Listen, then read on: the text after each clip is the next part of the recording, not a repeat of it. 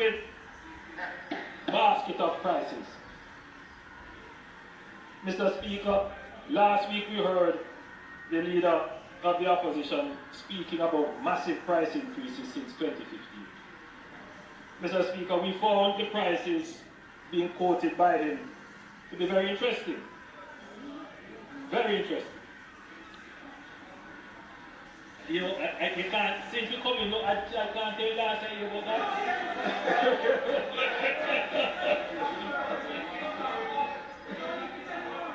Mr. Speaker, after Parliament we received numerous calls from many Jamaicans that someone was either misleading the opposition leader or perhaps the opposition leader only shops at the most expensive supermarkets.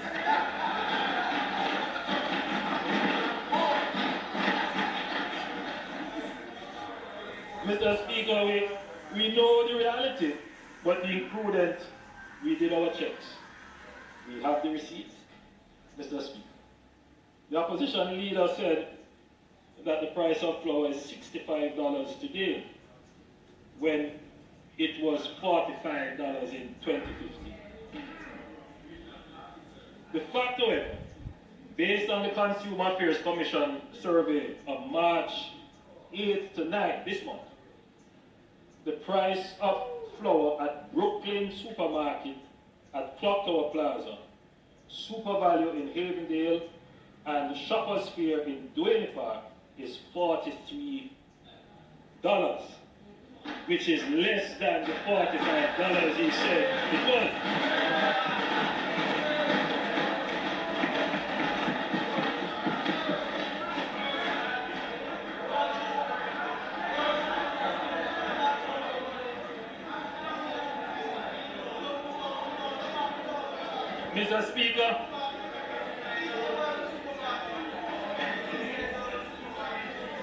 Mr. Speaker, he said a tin of sardines. Please, order.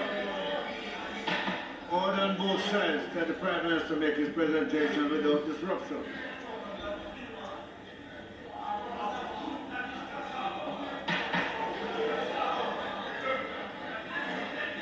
Mr. Speaker, he said a tin of sardines is now $160, up from $108 in 2015. But the same supermarkets sell sardines at $120. Betty Milk, which he said was $268, is actually $225 at the same supermarket. So my opposition leader, my wife Juliet asked me to give you a frugal tip. Change your shopping habits. You're spending too much.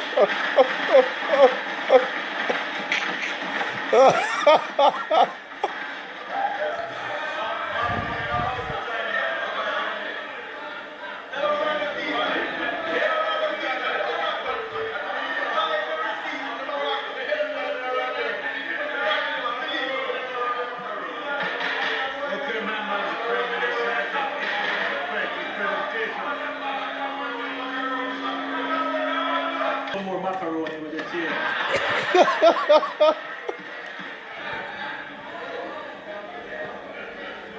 The Jamaican people will not forget that during a period when the world economy grew at an unprecedented rate in the 1990s and early 2000s, the PNP government of that time presided over the largest growth in national debt of any administration in Jamaica.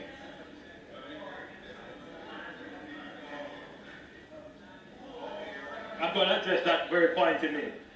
It's a very important point. In Jamaica, in Jamaican dollars.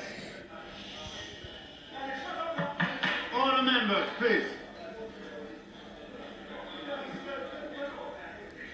In Jamaican dollars, our national debt under the PNP soared from approximately $45 billion in 1990-91 to almost $1 trillion by 2007. an increase of approximately 2,000%. And this was accompanied by horrendous experiences of personal ruin.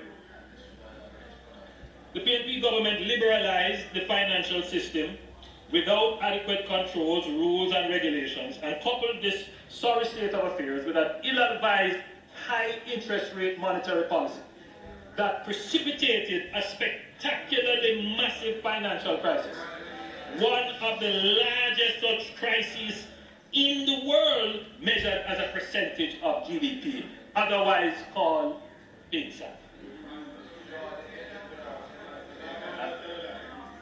They created FinSA, and in so doing, issued $140 billion worth of debt to recapitalize financial institutions.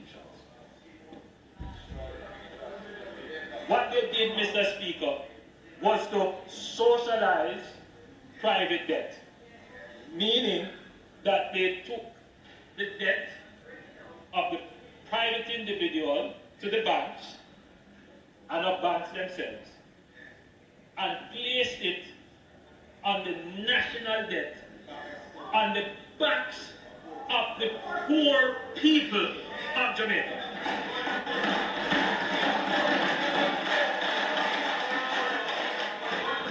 Now, you know, it's very important because I know some people are saying, why is he going back there? But you see, unlike your point, member from South Central, that, well, the debt at one time in the 80s was, what, 100 and 200% of GDP. That's a slight difference, because by the time you got into office, that the effect of that debt overhang would have already been clear. You had several debt write-offs with the Paris Club and all kinds of forgiveness. So, you know, and then we grew out of that debt crisis. I mean, that was caused by a fallout in bauxite earnings. So there was no, I just want to be clear that debt that was at that time was not a overhang. We have to go back to the 1990s. For those who say, why are you going back there? We have to go back there because that is the origin of our present situation. It's the origin.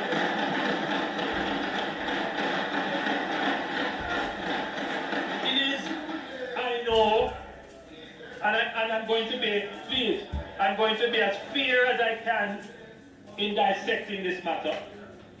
And it might be uncomfortable for some listeners. But I believe that the Parliament needs some kind of catharsis on this issue. The report from the FinSA Commission should come shortly, and I'm really hoping that we can have some honest debate on it. But because of the nature of the presentation made by the opposition, I thought it necessary that I don't allow a false narrative to take root in the minds of the Jamaican people. Because the truth is, many of our electors would not even be born yet or at the age of understanding when the origin of this problem occurred. So we have to put it. So let's look at it. So